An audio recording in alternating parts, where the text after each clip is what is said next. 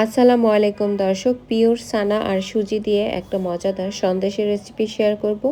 আজকের এই সন্দেশ তৈরির প্রণালী খুবই সহজ এবং খুব অল্প সময়ে ঘরে থাকা কিছু উপকরণ দিয়ে তৈরি করা যায়। কিভাবে তৈরি করেছি জানার জন্য পুরো ভিডিওটি প্রথম থেকে শেষ পর্যন্ত দেখার অনুরোধ থাকলো। প্রথমেই আমি একটা প্যানে নিয়ে নিব 2 টেবিল চামচ বাটার গলে আসা পর্যন্ত জাল করে নিতে হবে।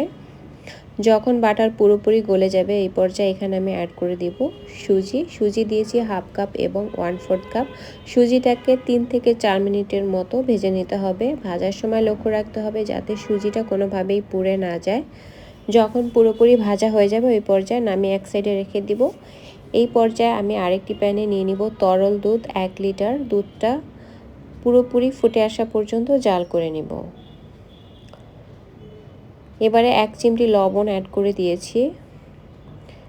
এখন 2 টেবিল চামচ ভিনেগার 2 টেবিল চামচ পানির সাথে মিক্স করে নিয়েছি যাতে করে আমি ছানা কাটতে পারি। এই পর্যায়ে দুধ যখন ফুটতে শুরু করবে ওই পর্যায়ে আমি ভিনেগার সলিউশনটা এখানে একটু একটু করে দিয়ে ছানা কেটে নিব। তো ছানা পুরোপুরি কাটা হয়ে গিয়েছে, ছানাটা পুরোপুরি রেডি। এই পর্যায়ে আমি আর ছাঁকবো না, এখানে আমি অ্যাড করে দিব যে সুজিগুলোকে ভেজে রেখেছিলাম সেটা। এখন অনবরত নেড়ে চেড়ে মিডিয়াম আঁচে জাল করে নিতে হবে। আর লক্ষ্য রাখতে হবে যাতে কোনোভাবেই সুজিটা দলা পেকে না যায়, তাই অনবরত জাল করতে হবে আর নেড়ে চেড়ে মিক্স করে নিতে হবে।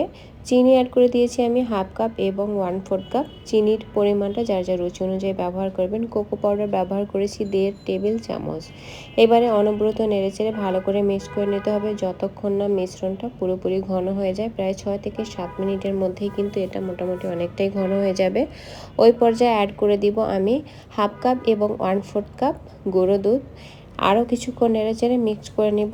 যখন অনেকটা ঘন হয়ে যাবে ওই পর্যায়ে 2 টেবিল চামচ ঘি অ্যাড করব। আর ঘিটা অবশ্যই অ্যাড করতে হবে, এতে করে এটা থেকে কিন্তু দারুণ একটা স্মেল আসবে। যখন গা ছেড়ে ছেড়ে আসবে প্যানের ওই পর্যায়ে আমি এটাকে একটা মোল্ডে ঢেলে সেট করে নেব। আগে থেকেই মোল্ডটাকে আমি একটা পেপার বিছিয়ে তারপরে ঘি ব্রাশ করে রেখেছিলাম। এখন স্প্যাচুলা দিয়ে চেপে চেপে সেট করে দিব এবং নর্মাল ফ্রিজে আমি 2 ঘন্টার জন্য রেখে দিয়েছিলাম যাতে এটা ভালো করে সেট হয়ে যায়।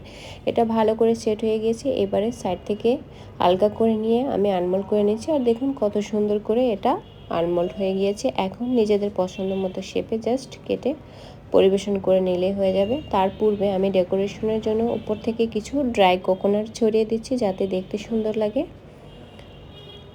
এ পর্যায়ে পছন্দ মতো শেপে কেটে পরিবেশন করে নিব।